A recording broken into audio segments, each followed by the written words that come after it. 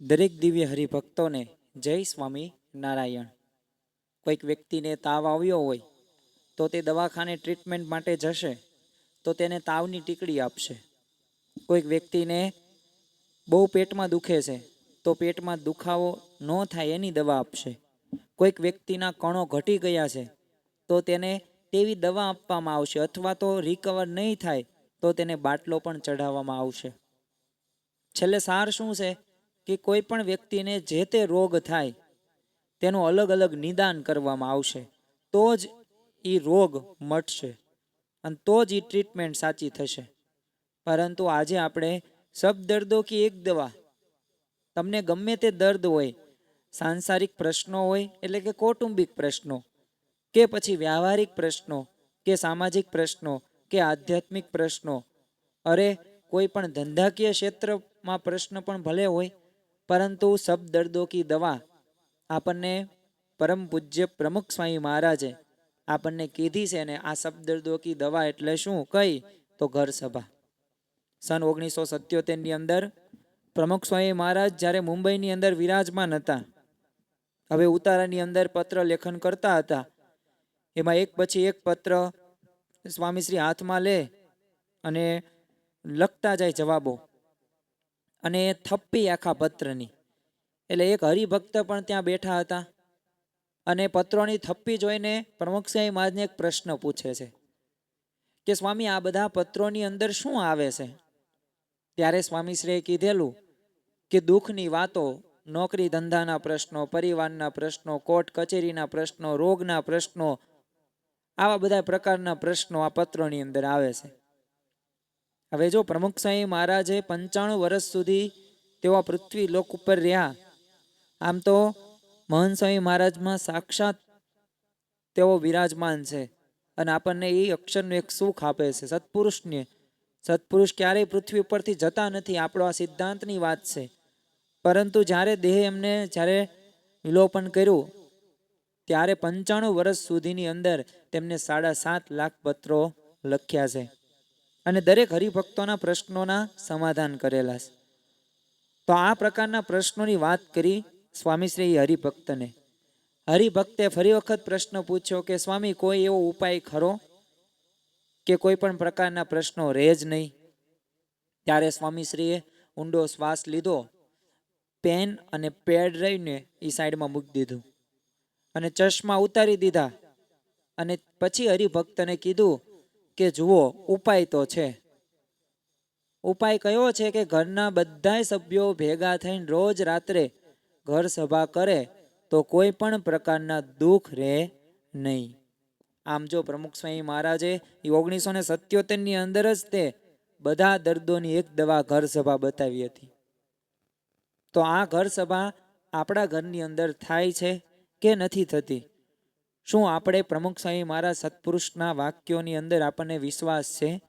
જો વિશ્વાસ છે તો આપણા ઘરની અંદર દરરોજ રાત્રે ઘર સભા થવી પડે. કારણ કે પ્રશ્નો તો દરેક વ્યક્તિના જીવનની અંદર આવવાના છે અને સંસારની અંદર સુખ અને દુઃખ, ભરતી અને ઓટ છે. અને શાસ્ત્રીજી મહારાજ તો સંસાર માટે કહેતા કે સંસાર તો ઊંટના પેસણા જેવો છે. તમે ઊંટ ઉપર વિરાજમાન થાઓ તો એ હાલક ડોલક થવાના જ છો. તમે ગમે એટલા સ્થિર રહેવાનો પ્રયત્ન કરો. એટલે આની અંદર તો સંસાર રહ્યો, એની અંદર કોઈક જ એવો એક તરિયો છે કે જે તરી શકે, પણ એ તો રેર કેસમાં 2-5%. તો આપણા જીવનની અંદર પ્રશ્નો આવવાના છે અને અત્યારે તો પ્રશ્નો વધતા જવાના છે. જેમ જેમ ટેકનોલોજી અને કોમ્પ્યુટર આ બધાની શોધ થતી જાય છે તેમ તેમ પ્રશ્નોનું પણ વિસ્તૃતીકરણ થતું જોવા મળે છે. તો આ પ્રશ્નોને પહોંચી વળવા માટે આપણને પ્રમુખ સ્વામી મહારાજે આ ઘર સભા નામની એક જડીબુટ્ટી આપી છે. જો આજ્ઞા એક છે પણ લાભ કેટલા બધા જોવા મળે છે. તો વાત કરીએ એક માંડવીના એક હરિભક્તની. હવે આ હરિભક્તનો સ્વભાવ બહુ ગુસ્સાવાળો. એટલે એકવાર તેમનો પુત્ર સિનેમા જોવા માટે જાય છે, પૂછ્યા વગર જાય છે. પિતાને ક્રોધ ચડ્યો તો એ બોલો જે સળગતું લાકડું હતું ને એ સળગતું લાકડું લીધું અને આ પુત્રને મારવા માટે દોડ્યા. એકવાર તો એનો પુત્ર ખરીદીએ ગયો હતો, આવતા થોડુંક મોડું થયું. સ્વાભાવિક છે કે વ્યક્તિ કાંઈ એટલો બધો કાંઈ સમયમાં પંચ્યુઅલ ન હોય ટાઈમમાં, તો અમુક મોડું પણ થાય, વહેલા પણ આવી જવાય. તો આ પુત્ર થોડોક મોડો પડ્યો. પિતાએ ચંપલ વડે એને ઢોર માર માર્યો. પરંતુ ત્યારબાદ ઘર સભા શરૂ થઈ. એ પ્રમુખ સ્વામી મહારાજની આજ્ઞા પાળવાની શરૂઆત થઈ અને પછી આ હરિભક્ત હતો માંડવીનો, એને અંતરદ્રષ્ટિ થઈ.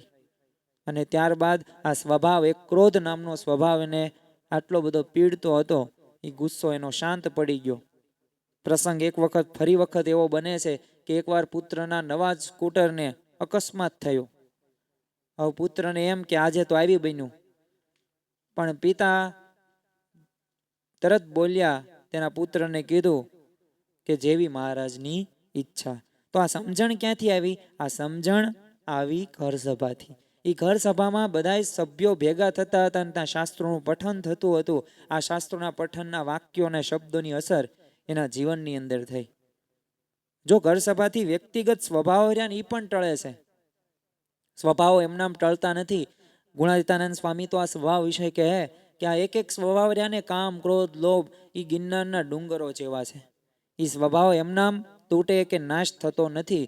પરંતુ સત્પુરુષનો આપણે સંગ કરીએ અને ઘર સભા કરીએ, આવા નિયમ પાળીએ, આજ્ઞા પાળીએ, તો એ સ્વભાવો પણ દૂર થાય છે. સ્વભાવ પણ જળમૂળથી દૂર થઈ જાય. સુરતના એક હરિભક્તની વાત કરીએ, નામ એમનું માધવજીભાઈ. હવે એમના પત્ની સત્સંગી નહીં, એટલે સત્સંગનો ખૂબ વિરોધ કરે. એટલે ઘરમાં કાયમ માટે ઝઘડા જ રહે.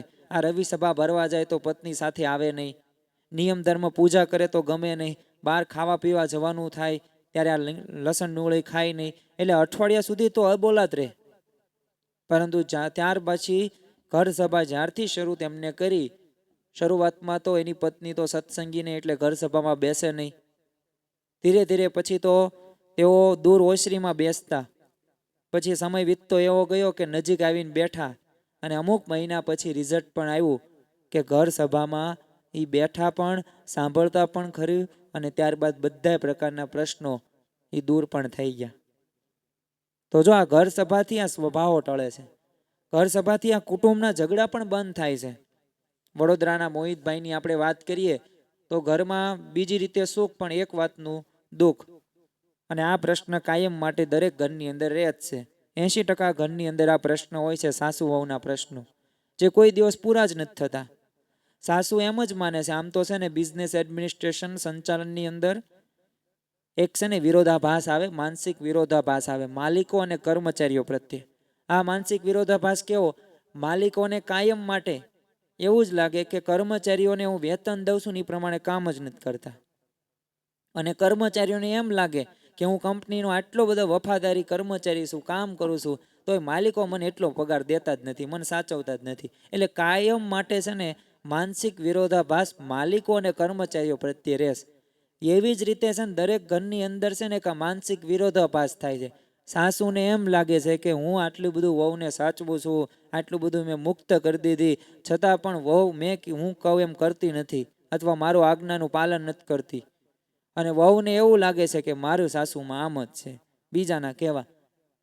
આમના માનસિક વિરોધાભાસથી છે ને કંકાસ રહેશે. એમ આજ વડોદરામાં મોહિતભાઈના ઘરનો આ પ્રશ્ન, રોજનો કંકાસ. અને જો પ્રશ્ન ક્યાં થાય છે? પતિને એક છે ને સામાન્ય રીતના એક અધોગતિમાં પામે છે કે જો પત્નીનું રાખે ને તો માને ખોટું લાગે, અને જો માનું રાખે તો પત્ની રીસાઈ જાય. એટલે રોજથી આ કંકાસથી આ મોહિતભાઈ તો કંટાળી ગયા. પણ પછી એમને ઘર સભા શરૂ કરી અને 4 મહિનામાં જ ચમત્કાર થઈ ગયો. એ સાસુ વહુના બંનેમાં બહુ પરિવર્તન આવી ગયું અને સમથી રહેવા લાગ્યા. તો જો ઘરમાં કુટુંબના જે ઝઘડા રહ્યા ને એ બંધ થાય છે. ઘર સભાનાથી કુટુંબમાં એકતા પણ સ્થપાય છે. આજે યુનિટી રાખવી ને એ બહુ અગત્યની બાબત છે. જો 562 દેશી રજવાડા સરદાર વલ્લભભાઈ પટેલ અને વીપી મેનન સાહેબે એક કર્યા, તો એનું એક મુખ્ય કારણ શું હતું? એકતા રાખવા માટેના પ્રયત્નો, અખંડ ભારત મેળવવું હતું. કમળિયાના અગ્રસંગભાઈ, બાળકોને ટીવી જોવાનો ગાંડો શોખ, ભણે જ નહીં, ટ્યુશનમાંથી નિશાળમાંથી આવે નકરી ટીવી જ જોવાની, રાત્રે 11-12 વાગ્યા સુધી ટીવી જોવે. પણ અગરસંગભાઈએ પ્રમુખ સ્વામી મહારાજના શબ્દ યાદ આવ્યા અને ઘર સભા શરૂ કરી. થોડા સમયમાં તો બંને બાળકો 3 કલાક અભ્યાસ કરવા લાગ્યા. બંને તો ટીવી ન જોવાનો નિયમ લઈ લીધો. અને બંને બાળકો પૂજા પાઠ, મુખ પાઠ, પંચાંગ પ્રણામ, પછી બાળ સભાની અંદર નિયમિત જાય, આવા બધા પ્રકારના નિયમ ધર્મ યુક્ત બંનેનું જીવન થઈ ગયું. તો જો આ ચમત્કાર કેનાથી થયો? આ ચમત્કાર થયો ઘર સભાથી. એ ઘર સભાની અંદર શરૂ થઈ, એ બેઠા, એ શાસ્ત્રોનું વાંચન, શબ્દ એને યાદ આવ્યા કે મારે આમ કરવું છે. એ પ્રેરણા જો એમ આવી. તમે જો એમનામ કોઈક વ્યક્તિને કહેશો ને, ઘરના સભ્યોને, એમ નહીં માને, પણ શાસ્ત્રો કહેશે ને તો એ વ્યક્તિ માનશે. તો આનાથી એકતા સ્થપાય છે, અને આ એકતા સ્થપાવાનું મુખ્ય મોટું ઉદાહરણ ગણી શકાય. ઘર સભામાંથી અભ્યાસમાં રુચિ વધે છે, અને કુસંગ પણ ઘટે છે. આજે કુસંગ વ્યક્તિ હોય ને, એ વ્યક્તિના જીવનની અંદર ગમે એટલી આધ્યાત્મિકતા હોય ને તો એ સર્વનાશ થાય છે. ગુણાતીતાનંદ સ્વામી આ શ્રીજી મહારાજે વાત જ કરી છે કે મુક્તાનંદ સ્વામી જેવા મુક્તાનંદ સ્વામી પણ જો એવા જગ્યાએ જાય અને ત્યાં જે દારૂડિયા હોય ને, એ જે દારૂ પીતા હોય, વેશ્યાઓ થનથઈ કરી નાચતી હોય, તો ત્યાં મુક્તાનંદ સ્વામી પણ વૃત્તિ ભટકે. તો આપણે તો સામાન્ય વ્યક્તિઓ છીએ, હરિભક્તો છીએ, તો આપણી તો વૃત્તિ કુસંગથી થવાની જ છે. તો કુસંગથી બચવું બહુ જરૂરી છે. તો વડોદરાના એક હરિભક્તની વાત કરીએ, નામ એમનું હરિકૃષ્ણભાઈ ચૌહાણ. એમની દીકરી બહુ જિદ્દી, ગમે તે એને જોતવું તો જોતવું જ, તે એ સમયે જ જોતવું, ને એ જ વસ્તુ જોતવી, ગમે એટલી મોંઘી હોય કે ગમે તે સ્થળેથી લેવા જવાનું થાય. અને માતા પિતાનું કાંઈ માને જ નહીં, કામ જીદે એટલે કચવાટ કરે, રોજ માર ખાય. આવું એનું જીવન અને આવો એનો સ્વભાવ. પણ એકવાર ઘર સભામાં યોગીજી મહારાજ ની જે યોગી ગીતા એ વંચાતી હતી ને એમાં આવ્યું કે કોઈ વાળે તો કટ વળી જવું. અને યોગીજી મહારાજ ઘણી વખત આ પ્રવચનની અંદર પણ કહેતા કે ખમી જવું, નમી દેવું, કટ વળી જવું, એટલે આગળ વધવું નહીં. અને દીકરીને અસર થઈ અને પછી તો એને કટ વળી જવાનો સ્વભાવ નિયમ લીધો. પછી તો કોઈ જે કામ બતાવે આનંદથી કરી નાખે, અને ગમે તે પરિસ્થિતિની અંદર તેઓ સ્થિર રહી શક્યા. તો એનું કારણ શું હતું? યોગી ગીતાનું વાક્ય, કોઈ વાળે તો કટ વળી જવું. તો જો આવા સંસ્કારોની વાત તમને ઘર સભામાં થશે. ઘર સભાથી સંતાનો ડાયા પણ થાય છે. સુરતના નિલેશ ધાણાણીની વાત કરીએ તો ઘરમાં અનેક પ્રકારના પ્રશ્નો સર્જાયા. પત્ની આપઘાત કરવાનો પ્રયત્ન કર્યો પણ માંડ બચ્યા. પણ નિલેશભાઈએ જ્યારે ઘર સભા શરૂ કરી અને સૌને મનની શાંતિ થઈ ગઈ, અને ઘર સભાથી સામયિકના ઘર રહ્યું ને એ પણ મંદિર બને છે. તો અમદાવાદના દિનેશભાઈની આપણે વાત કરીએ તો સત્સંગ વર્ષોથી કરે પણ જ્ઞાન કાંઈ નહીં. મંદિર આવે, સેવા કરે, કોઈ પ્રશ્ન પૂછે તો મોં એનું સિવાય જાય. પણ ધીરે ધીરે એને નિયમિત સત્સંગ સભા અને ઘર સભા શરૂ કરી તો તેમને યાદ તો ઓછું રહેતું, પણ ધીરે ધીરે એ સમજવા બધું લાગ્યા. અને અક્ષર પુરુષોત્તમ ઉપાસના, શ્રીજી મહારાજને ગુણાતીત ગુરુ પરંપરાના જીવન અને જીવનનું એમનું ધ્યેય શું હતું, એ બધા વિષય ઉપર આજે કડકડાટ પ્રવચન કરે છે અને બધાને સમજાવી પણ શકે છે. તો જો ઘર સભાથી સત્સંગનું જ્ઞાન દ્રઢ થાય છે. અને આવા તો કેટલાય પ્રસંગો છે કે જે પ્રસંગોમાંથી અહીંયા આપણને જોવા મળે છે.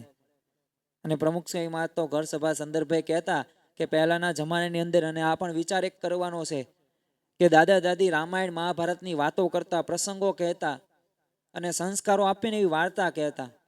શાળામાં પણ ધર્મના સંસ્કારો અપાતા, પણ હવે એ બધું રહ્યું નથી. હવે ઘરે ઘરે શું આવી ગયું છે? ટીવી નામનો રાક્ષસ, અને હવે તો ફોનની અંદર જ બધું આવી ગયું છે. અને સૌના જીવન આપણને બરબાદ કરી નાખ્યા છે. તો એનાથી બચવા માટે રોજ રાત્રે આપણે ઘરમાં સભ્યોએ બધાએ ભેગા થઈને ઘર સભા કરવી, તો જ ઘરમાં શાંતિ રહેશે, તો જ કુસંગના ઝેરથી આપણે બચી શકીશું અને ઘર સભાથી ઘર મંદિર બનાવી શકીશું. મહંત સ્વામી મહારાજને આપણે પૂછીએ તો મહંત સ્વામી મહારાજ પણ ઘર સભા સંદર્ભે એમને પત્ર લખ્યો ત્યારે એ જ વાક્ય કીધું કે ઘર સભા આપણે એક કહેવાય ને કે દિવ્ય ભાવ કેળવાશું. આપણે દાસના દાસ અને દિવ્ય મહેલ બનાવવાનો છે, બધાને દિવ્ય માનવાના છે.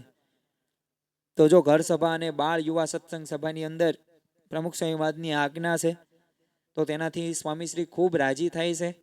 માટે સત્સંગીએ ઘર સભા અને બાળ યુવા સત્સંગ સભા અવશ્ય એને ત્યાં જવું જ જોઈએ. જ્યાં આપણને જ્ઞાન મળતું હોય, જ્યાં સારા શબ્દો મળતા હોય ત્યાં આપણે કરવું જ જોઈએ. અને દરેકે ઘર સભાની અંદર ફરજિયાત બેસવું, અને જો ઘર સભા ન કરતા હોય તો ઘર સભા શરૂ પણ કરી દેવી. કારણ કે સબ દર્દો કી એક દવા ઘર સભા છે. જો પ્રમુખ સ્વામી મહારાજ આટલા બધા પત્રોનો જો તમને આપણને નિષ્કર્ષ કરીને આપે, સારાંશ કરીને આપે છે કે ઘર સભા જો આપણે કરીશું તો તમારા જે તે પ્રકારના પ્રશ્નો છે ને એ બધા પ્રશ્નો જળમૂળથી દૂર થઈ જશે. તો મહારાજ સ્વામીના ચરણોમાં પ્રાર્થના કરીએ કે આપણે પણ સબ દર્દો કી એક દવા એટલે કે ઘર સભા આપણા ઘરની અંદર આજથી જ શરૂ કરીએ. જય સ્વામી નારાયણ.